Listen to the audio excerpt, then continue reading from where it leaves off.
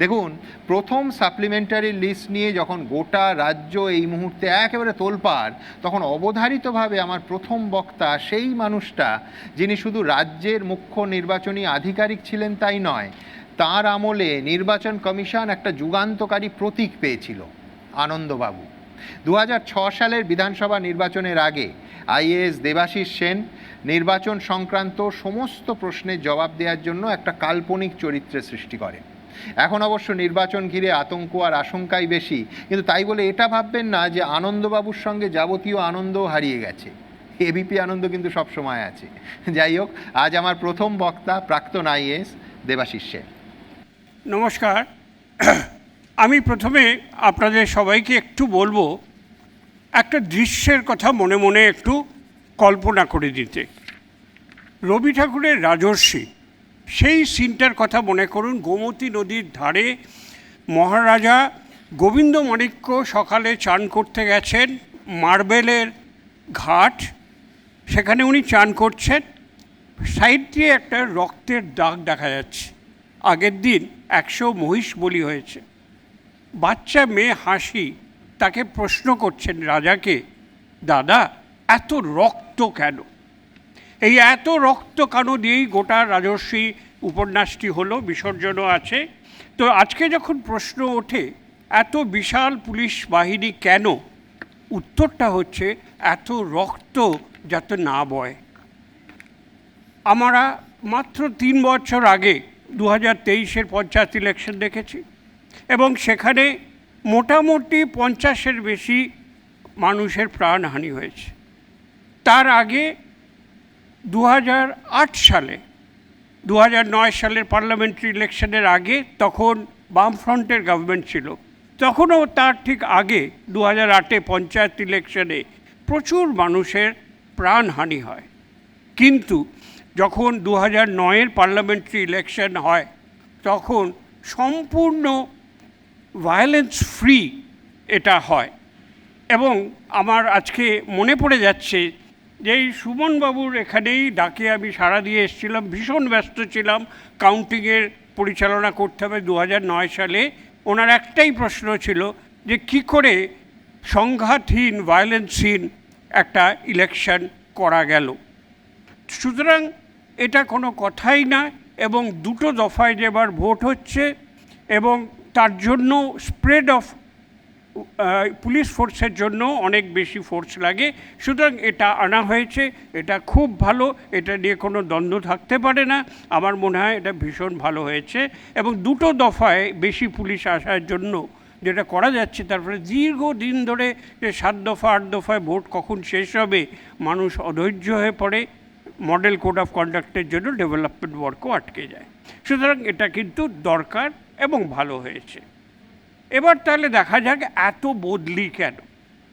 চিরকালই যখন নির্বাচন ঘোষণা হয় একটা সিম্বলিক চেঞ্জ হয়, এটা চিরকালই ছিল।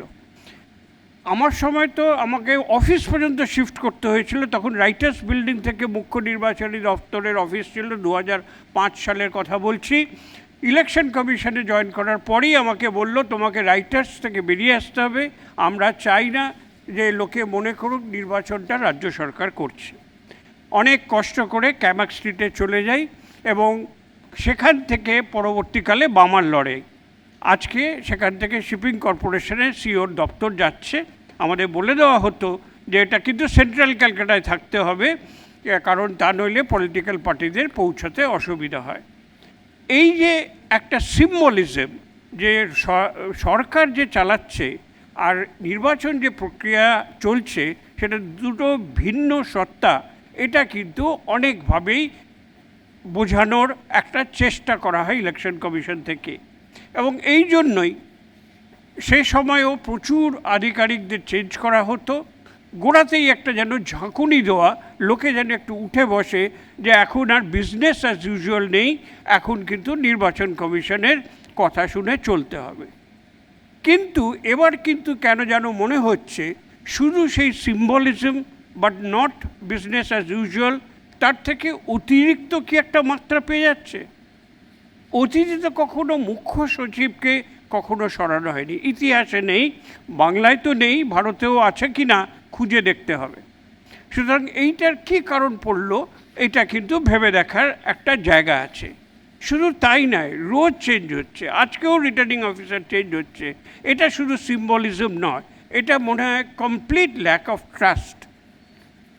রাজ্য সরকার যদি একজনকে দিয়ে থাকে তাহলে নিশ্চয়ই সে তার লোক, সুতরাং নিশ্চয়ই সে আমার পক্ষে কাজ করবে না বা শুনবে না, সুতরাং তাকে পাল্টাও।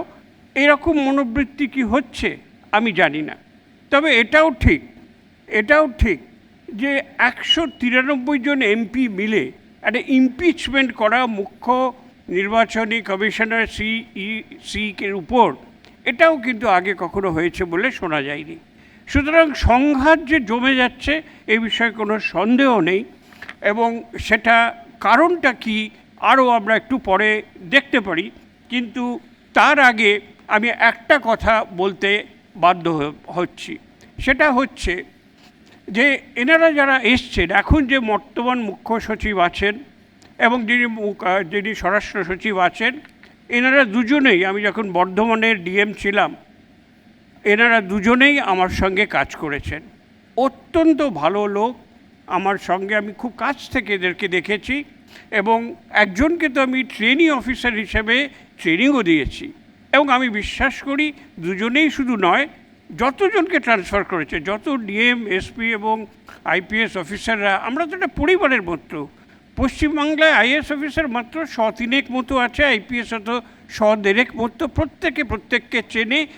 ভারতবর্ষের কঠিনতম পরীক্ষা দিয়ে এরা সব এখানে এসছে। এর সময় যদি কেউ বলেন যে এরা কোনো এক রাজনৈতিক দলের ক্যাশ ট্রান্সফার বা অস্ত্র ট্রান্সফারের জন্য এনারা এখানে এসছেন, কোথায় যেন একটু লাগে, মনটা বিষণ্ণ হয়ে পড়ে। বোধহয় না করলেই ভালো হয়। এসআইআর নিয়ে এত গোলমাল, এটা তো আরেকটা আজকে হট টপিক। আমি খালি এইটুকুই বলবো যে ইলেকটোরাল রোলের হেলথ চেক আপ কিন্তু চিরকালই ছিল। আমাদের সময় ছিল, ধরা যাক, সেক্স রেশিও চেক, অর্থাৎ মেল ফিমেল রেশিও। সেন্সাসের প্রতি 1000 জনে 940টি মহিলা থাকেন, সুতরাং ইলেকট্রাল রোলও তার কাছাকাছি থাকবে, কারণ ইলেকট্রাল রোলে তো 18 বছরের বেশি থাকবে। আমাদের রুটিনলি সব কিছু চেক করতে হতো। আমার এখনও মনে আছে, বড়বাজারে, কলকাতার বড়বাজারে, ওখানে দেখা গেল সেক্স রেশিও খুব অ্যাডভার্স, বেশিরভাগ পুরুষ, মহিলা কম।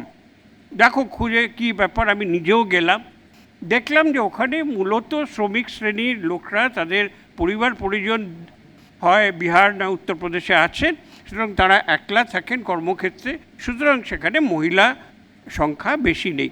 কিন্তু আমাদের গিয়ে যেতে হতো। এখন যেটা হচ্ছে সেটা হচ্ছে লোককে ডেকে পাঠানো হচ্ছে। এইটা একটু আমার মনে হয় এটা বোধহয় না করলে ভালো হতো। আমরা চিরকালই ইলেকট্রাল রোলের হেলথ চেক আপ করতাম, কিন্তু তখন এআই ছিল না। এআই না থাকায় এই যে দুটো যে পদক্ষেপ এখন চলে এসছে, যে জেনারেশন গ্যাপ এবং কজন ছেলেমেয়ে আছে, এটা আমাদের মেলানোর কোনো উপায় ছিল না। এর ফলে যে একটা বিভ্রান্তি হচ্ছে, সেটা মানুষকে ভোগাচ্ছে, আজও সেটা চলছে। এবং খুব ভালো করে আমার মনে হয় এআইকে ট্রেনিং দেওয়া হয়নি, কারণ এই যে মুখার্জি, মুখোপাধ্যায় ইত্যাদি ব্যাপার, এটা কিন্তু সহজেই এআইকে বোঝানো যায়, এটা কোনো শক্তর ব্যাপার না, একটা বাচ্চা ছেলেও বলে দেবে। এআই এখন জগতে চলে এসছে, আমি নিজেও চর্চা করি, আমি এখন এআই জেনারেলিস্ট, এবং সেটার থেকেও কিন্তু ভোটের সব কিছু এখন বোঝা যাচ্ছে। সুতরাং যে সমরযুদ্ধটা হচ্ছে, প্রতি মুহূর্তে আপনি এআই এর মাধ্যমে কতটুকু ইনফ্লুয়েন্স করছে সেটা দেখা যায়। কৌতূহলবশত আমি বেটিং সার্কেলে, ইন্টারন্যাশনাল বেটিং সার্কেল সম্বন্ধে এআই কী বলছে সেটাও দেখার চেষ্টা করলাম। ভারতবর্ষে বেটিং নিয়ে কিন্তু, ইলেকশন নিয়ে কিন্তু কোনো বেটিং করা যায় না, কিন্তু বিদেশে বিটকয়েন নিয়ে বা ক্রিপ্টোকারেন্সি নিয়ে করা যায়। ফলাফল বলছি না, কিন্তু কত অডস দিচ্ছে, কে জিতবে পশ্চিমবঙ্গে, সেটা কিন্তু সেখান থেকে একটা আঁচ পেলাম। যেটা মজার ব্যাপার আপনাদের সঙ্গে শেয়ার করতে চাই, সেখানে দেখাচ্ছে ডিসেম্বর, জানুয়ারি, ফেব্রুয়ারি একটা ধারা বেরাচ্ছে, ট্রেন্ড কিন্তু পাল্টাচ্ছে, আর দলের নাম ধরে ওরা বলছে এই সার্কেলের স্পেকুলেশন হচ্ছে, চেঞ্জ হচ্ছে। এবং যেমন ব্রিটিশ গভর্নমেন্টের প্রাইম মিনিস্টার এককালে বলেছিলেন এক সপ্তাহ পলিটিক্সের বিরাট সময়, সুতরাং শেষ পর্যন্ত কি হবে সেটা সত্যি কেউ জানে না। কিন্তু আমার যেটা একটা বক্তব্য, যে কী আধিকারিক পাল্টানো, কি পুলিশ আসা, কোনোটাই কিন্তু ইলেকশনের ফলাফলকে চেঞ্জ করে না। আমি নিজের অভিজ্ঞতা দিয়ে বলছি, 2006-এ প্রথম সেন্ট্রাল প্যারামিলিটারি ফোর্স এলো, তখন সিপিএমএফ বলা হতো, সেন্ট্রাল প্যারামিলিটারি মিলিটারি ফোর্স। তারপর মিলিটারি কথাটা কেটে দেওয়া হলো, কারণ মিলিটারি নিয়ে ভোট করছে, এ আবার কি ইন্টারন্যাশনালি তার বাজে র্যামিফিকেশন, তাই এখন সিএপিএফ বলা হয়। তো সেই যে এলো, বিহারে তার আগে 2005-এ হয়েছিল, পশ্চিমবঙ্গে 2006, এবং এইটাতে প্রচুর মানুষ ভেবেছিল তখন বামফ্রন্টের সময় যে সব কিছু উল্টে যাবে, এত কড়া নির্বাচন কমিশন, কোথাও কিছু নেই, কিচ্ছু হয়নি, 235 হয়েছিল রুলিং ফ্রন্টের। আমি মন থেকে বলছি, এসব করে ট্রান্সফার করে এই পুলিশ এনে কিন্তু ভোটের ফলাফলে তার এফেক্ট হয় না। তাহলে কিসে এফেক্ট হয়? এফেক্ট হয় যে কত টার্ন আউট হচ্ছে। এবার একটা করা হয়েছে হাউজিংয়ে 78টা হাউজিংয়ে নতুন বুথ করা হয়েছে। আগে তালা মেরে রাখা হতো, আগেকার আমলে তালা মেরে রাখা হতো, যে যাতে ও তো বড় লোকদের ফ্ল্যাট, ওরা আমাদের ভোট দেবে না, সুতরাং তালা মেরে রাখা হতো। এই ধরনের অনেক কিছু হতো। কিন্তু আমার একটা মনে হয় যে যা যা ট্রু ইস্যু, সেটা নিয়ে কোনো ডিবেট হচ্ছে না। ডাইরেক্ট বেনিফিট ট্রান্সফার কীভাবে প্রভাবিত করতে পারে সেই নিয়ে আলোচনা হচ্ছে না। উইমেন ভোট কীভাবে হচ্ছে, কীভাবে অ্যাফেক্ট করতে পারে, মাইনরিটি কনসিডারেশন কীভাবে হতে পারে সেই নিয়ে আলোচনা হচ্ছে না।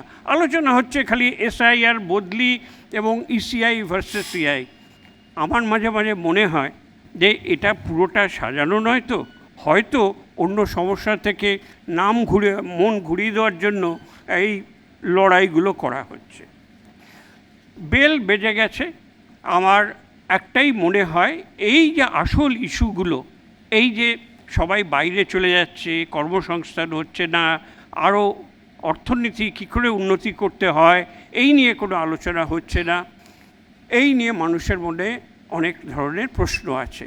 তাই আমি একটা ছোট্ট কবিতা দিয়ে শেষ করব।